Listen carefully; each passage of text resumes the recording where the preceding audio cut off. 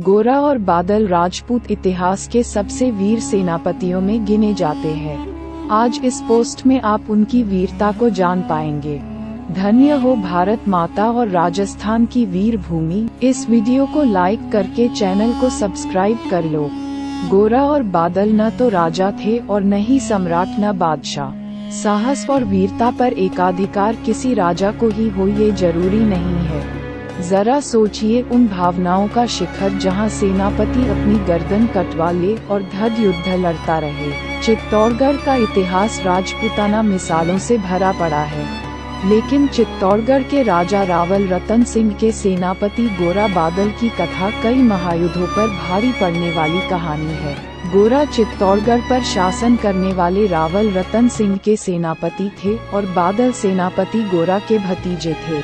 बादल को अग्नि परीक्षा क्यों देनी पड़ी, इसके लिए चित्तौड़गढ़ के इतिहास के पन्नों को पलटना होगा। चित्तौड़गढ़ के राजा रावल रतन सिंह ने एक स्वयंवर में रानी पद्मावती से शादी की। रानी पद्मिनी या पद्मावत के रूप और गुण के चर्चे आसपास के राज्यों में भी थे। रावल रतन सिंह के दरबार में राघव चेतन नाम का एक संगीतज्ञ था।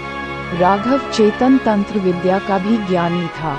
राघव चेतन महाराजा रावल रतन सिंह का राजपुरोहित बनना चाहता था। राघव चेतन पंडित होने के साथ साथ तंत्र मंत्र का भी साधक था।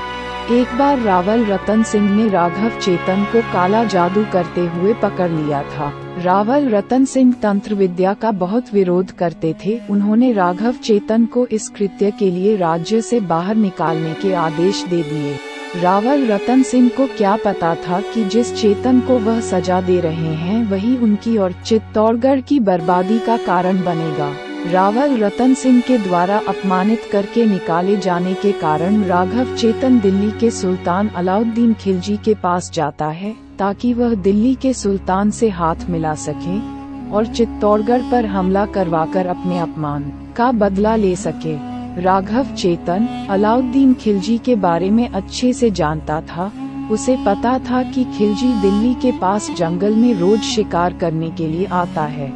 राघव अलाउद्दीन खिलजी से मिलने के लिए बांसुरी बजाता रहता था। एक दिन किस्मत से खिलजी ने राघव चेतन की सुरीली बांसुरी की आवाज को सुन लिया और उसे अपने दरबार में बुलाया।